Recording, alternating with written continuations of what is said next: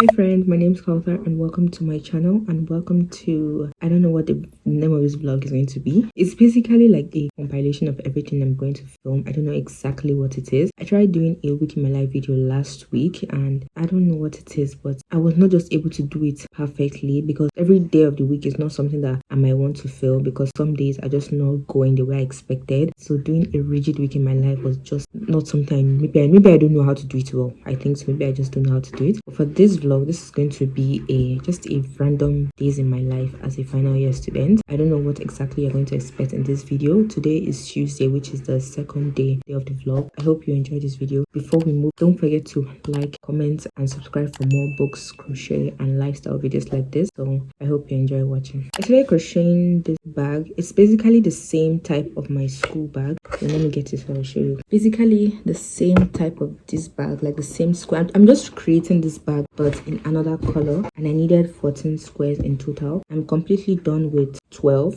and I just have 2 more to make, but I can't do it now to further notice because I ran out of this brown yarn. I need to do 2 rows of it for each square and I ran out of it while doing 1 square. So this is just all I have left to do. So we're just going to leave this bag to further notice, and I really wanted to finish it early so that I can start making videos about it. I'm starting to gather videos to recreate using these 2 bags. I love this one so much. It's bright colored, which means it gets dirty easily, but that one is not really bothering me. I just love it. I finished this last night. 10 squares, 12 squares done, and we have 2 more to go. I just got ready. I have just 1 class today. I'll soon start leaving for that. I'll see you guys later.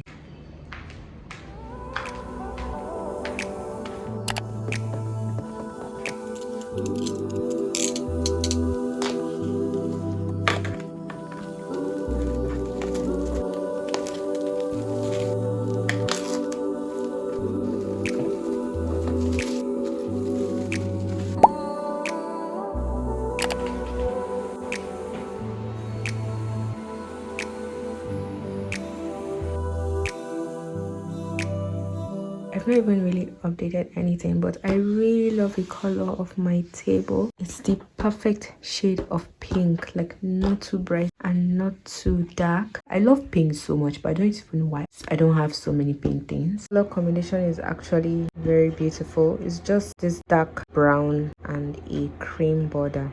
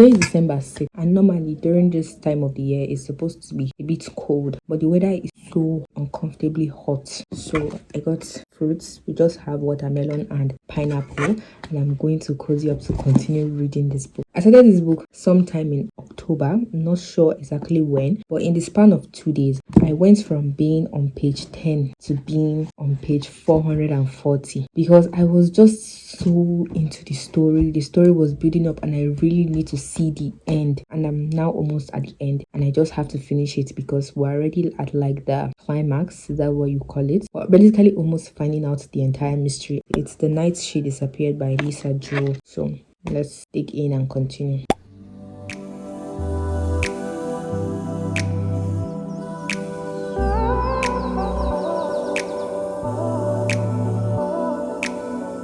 Stars.io.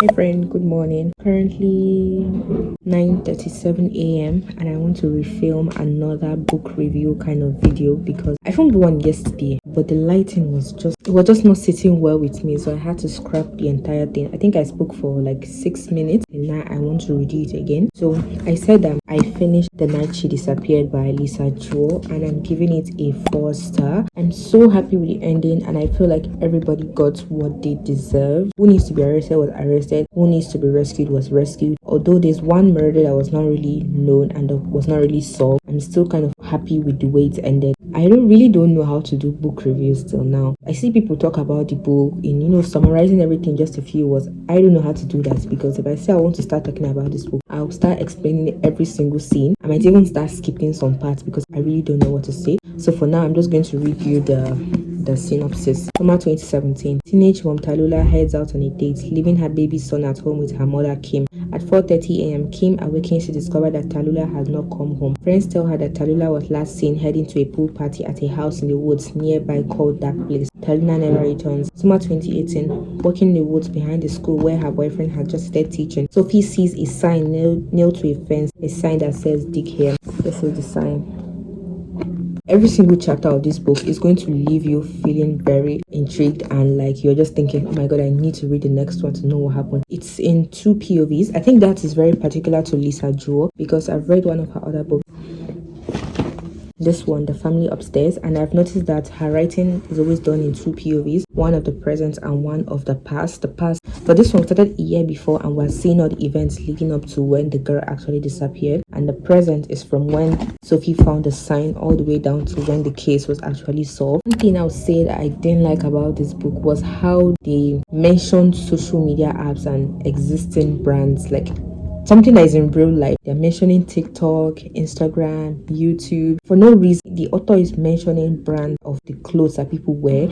Normally in books, they don't really mention it unless it's actually necessary, unless that brand has something to do with whatever is going to happen in the book. But she just unnecessarily mentions the brand of a shirt. Like she can say he was wearing a white Gap t-shirt or blue Levi jeans. I don't see the point of that. You can just say he was wearing dark blue jeans. Leave it like that. You don't have to mention the brand's name. I just didn't like that, honestly. And how the author was also referencing social media apps, like, oh, she had 70,000 followers on Instagram. Obviously, I know those things are real, but it's a book and I'm trying to escape from all of those things that are happening in real life now. I don't need to read a book and still see those things in the book again. I don't know if what I'm saying makes sense or anybody can relate to this, but that's just me. That's just what I didn't like. But overall, it's still a good book and I'll still reread it, and I'll still recommend you to read it if you are into thrillers and mysteries. I really don't know what problem is, but I've not really been into reading books on my phone as much as before. In the last 4 or 5 months, I've not read any book on my phone at all, and I don't like the idea of that because books are a way for me to just step into another world. And if I can only read physical book, it's going to be a problem because books that I might want to read might either not be available or it's just way too expensive to purchase. And if I can't purchase it, it means I can't read it. I'm thinking of trying again just to see if I can get back to it because I really need to get back to. It's not even maybe not. I have to get back into it. I also have to try again because there are several series that I still left to complete, like the Caraval series. I have 2 more books in that series to complete. The Natural series, I think I have 1 more book, but it's actually a novella. I like reading novellas, so I have that to complete. The Shatter Me series, I'm still on that. And the Crow Princess, the Fork of the Air series, all these ones are something that I started on my phone and I can't really get the physical copy of it. So I really have no choice. I have to go back into reading on my phone so that I can get into those books and finish it. So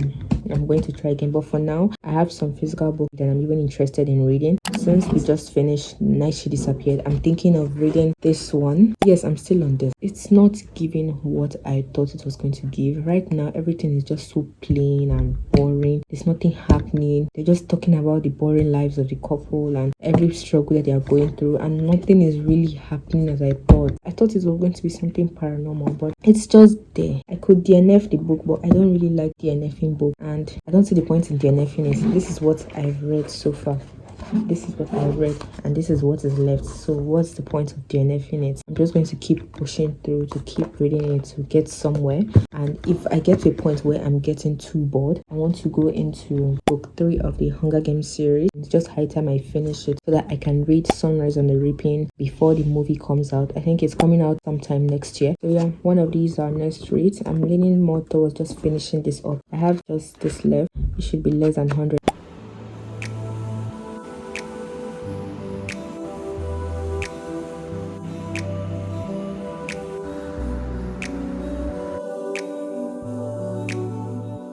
A few videos back, I mentioned I wanted to change the setup of my desk because I just want change. I've had the same setup for a very long time, and in that video I didn't really make any changes. I just redid the same thing. The only thing new I added was this basket here, but I have finally changed it a bit and I like how the setup is. I like how everything is just so spread out. Let me show you guys.